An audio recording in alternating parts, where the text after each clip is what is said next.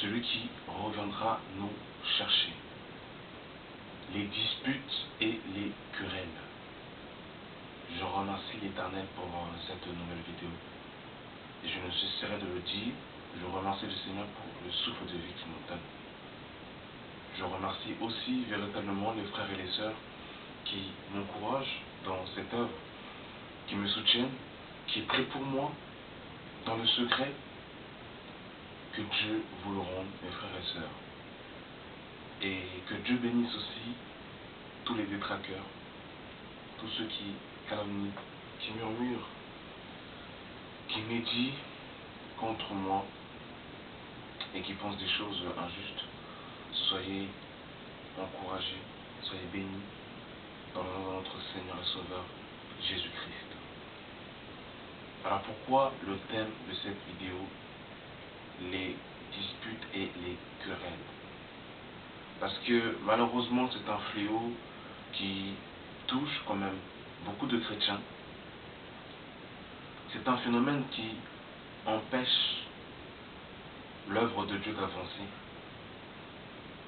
Et c'est surtout une œuvre de la chair qu'il faut dénoncer et qu'il faut condamner.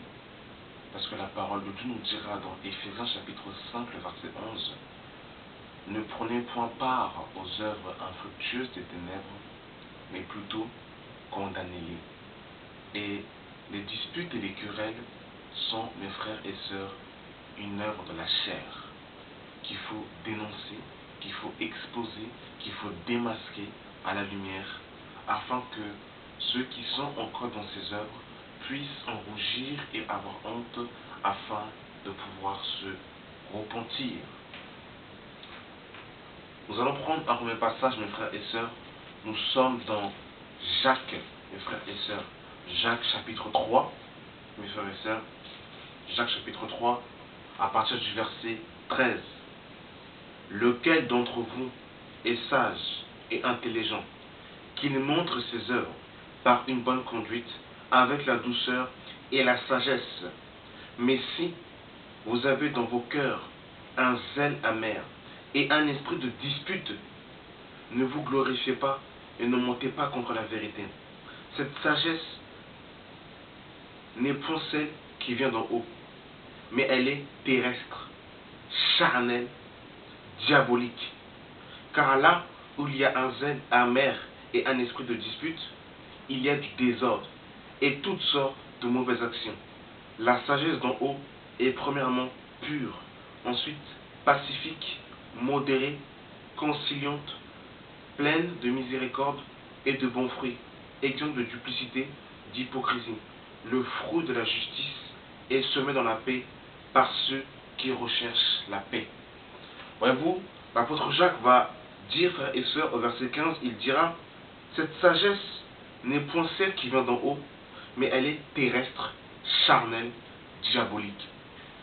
Voyez-vous, mes frères et sœurs, il est bon d'avoir du zèle pour Dieu, pour le Seigneur, pourvu que ce zèle soit pur. Voyez-vous, l'apôtre Pierre avait du zèle pour le Seigneur.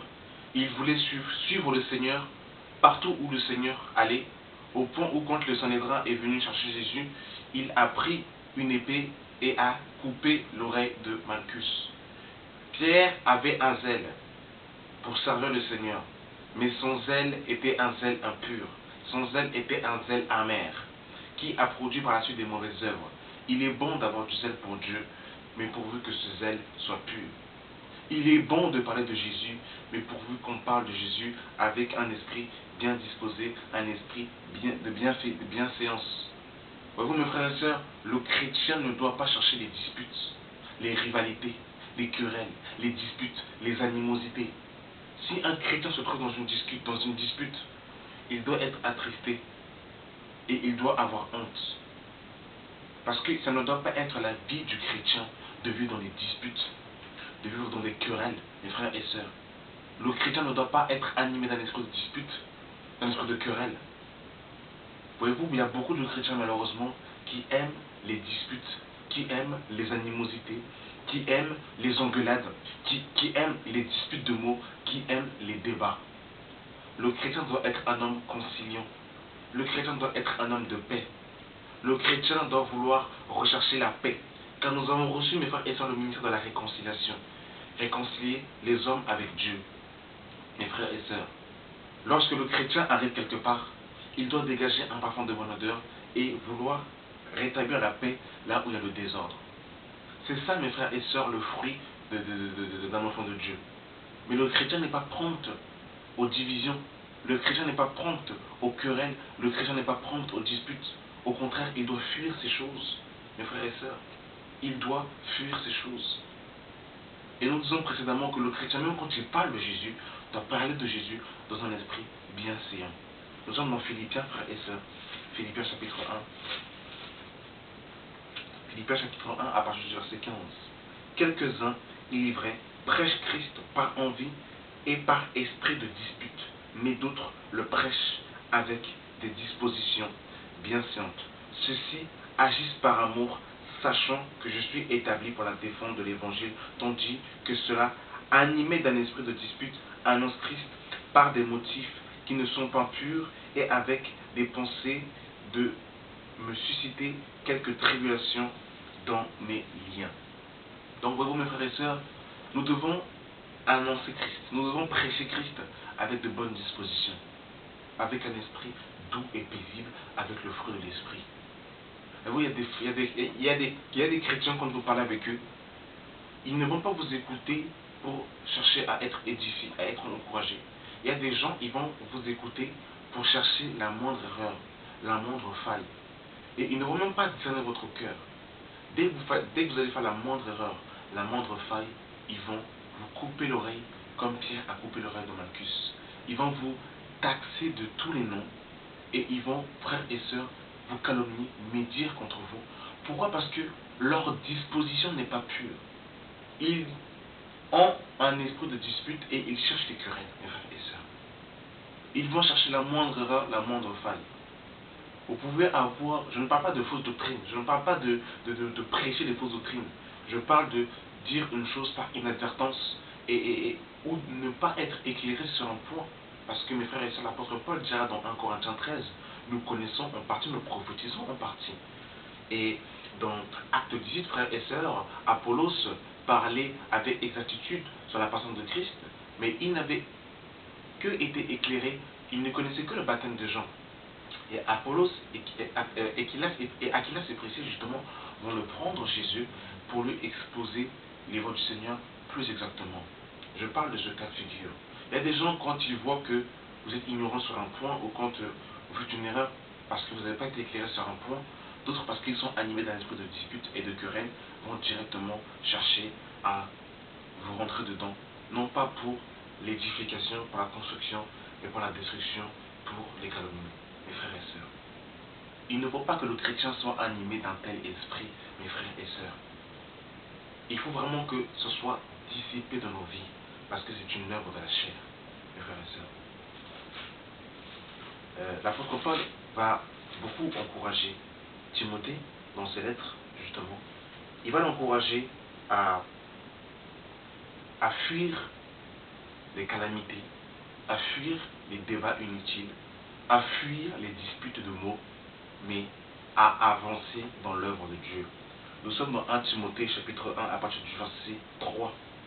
Je te rappelle l'exhortation que je te fis à mon départ pour la Macédoine, lorsque je t'engageais à rester à Éphèse, afin de recommander à certaines personnes de ne pas enseigner d'autres doctrines et de ne pas s'attacher à des fables et à des généalogies sans fin qui produisent des discussions, plutôt qu'elles n'avancent l'œuvre de Dieu dans la foi.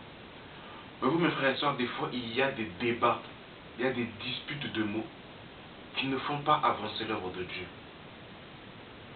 Par moments, il est plus nécessaire, mes frères et sœurs, de se retirer dans la prière, de se retirer dans le jeûne, ou dire 2-3 mots avec parole de sagesse, plutôt que de débattre, des fois des disputes de mots, car elles ne vont pas avancer l'œuvre de Dieu, mes frères et sœurs. Elles ne vont pas avancer l'œuvre de Dieu. Et l'apôtre Paul ne va pas s'arrêter là. Il va dire encore à Timothée, il va dire, dans 1 Timothée chapitre 6 à partir du verset 20, il va dire, Ô Timothée, garde les dépôts en évitant les discours vains et profanes, les disputes de la fausse science dont font profession quelques-uns qui se sont détournés de la foi. Vous, mes frères et sœurs, la parole de Dieu est un dépôt que nous recevons dans notre cœur. Et Satan va utiliser les disputes de mots, les fables, les querelles, les animosités, justement pour enlever le dépôt que nous avons reçu par la parole de Dieu. Voilà pourquoi, mes frères et sœurs, nous devons fuir les disputes de mots, nous devons fuir les débats, nous devons fuir les querelles, nous devons fuir les disputes de mots, nous devons fuir les disputes, mes frères et sœurs. Il faut que nous puissions véritablement nous séparer de ces choses, mes frères et sœurs. Je vous assure. Et Paul va encore encourager Timothée. Dans 2 Timothée, chapitre 2, à partir du verset 16, il va dire « Évite les disputes vains et profanes, car ceux qui les tiennent avanceront toujours plus dans l'impiété, et leur parole rongera comme la gangrène. De ce nombre sont Hyménée et Philette, qui se sont détournés de la vérité, disant que la résurrection est déjà arrivée, et qui renversent la foi de quelques-uns. » Voyez-vous, frères et sœurs, il y en a volontairement qui prêchent des fausses doctrines. Quand on parle avec une personne qui prêche des fausses doctrines, il faut véritablement dans un premier temps discerner, mes frères et sœurs. Parce qu'il y en a qui sont animés exclusivement. En fait, ils aiment les disputes des mots, ils aiment les débats inutiles. Non pas les discussions constructives pour être éclairés, pour que nous puissions discuter dans la paix, dans le calme, afin que Dieu nous éclaire. Mais il y en a qui aiment les débats, les disputes de mots, les querelles, les divisions, juste pour débattre leurs connaissances, juste pour montrer qu'ils ont raison. Et il faut justement, mes frères et sœurs, fuir ce genre de discussion.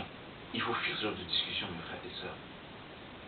Et l'apôtre Paul dira à Timothée, dans 1 Timothée chapitre 6, le verset 3, « Si quelqu'un enseigne de fausses doctrines et ne s'attache pas aux saintes paroles de notre Seigneur Jésus-Christ et à la doctrine qui sont dans la piété, il est enflé d'orgueil.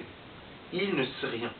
Il a la maladie des questions oiseuses et des disputes de mots, d'où naissent l'envie, les querelles, les calomnies, les mauvais soupçons, les vaines discussions d'hommes corrompus d'entendement, privés de la vérité et croyant que la piété est une source de gain. Sépare-toi de ces gens-là. » La Bible nous demande de nous séparer de ces gens-là, mes frères et sœurs.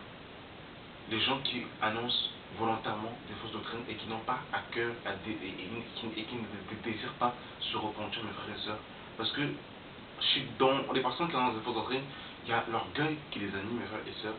Ils ont la maladie des questions oiseuses, des disputes de mots, des querelles, des mauvais soupçons. Et toutes ces choses, mes frères et sœurs, ramènent des œuvres de la chair. Et quand vous marchez régulièrement avec des gens comme ça, vous aurez du mal à marcher par l'esprit et vous allez souvent être conduit à être dans la chair. Voilà pourquoi la Bible nous dit, sépare-toi de ces gens-là, mes frères et sœurs. Et nous sommes dans 2 Timothée, chapitre 2, à partir du verset 23. Repousse les discussions folles et inutiles, sachant qu'elles font naître des querelles. Or, il ne faut pas qu'un serviteur du Seigneur ait des querelles.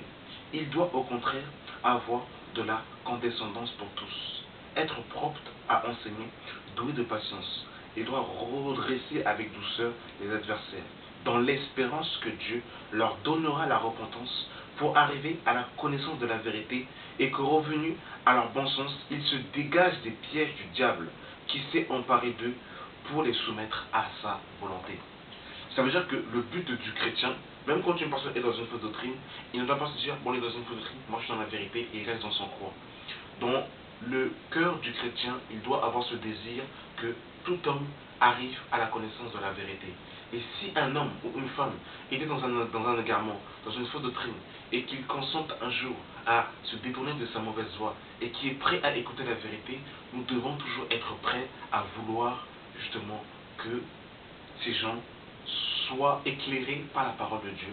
Et nous devons toujours avoir un cœur que Dieu ne prend pas plaisir quand le méchant meurt, mais Dieu prend plaisir quand le méchant abandonne sa méchanceté et pratique la justice. Mes frères et sœurs. Et nous sommes justement dans Galates chapitre 5. Nous allons clôturer par ce passage. Galates chapitre 5. à partir du verset 19.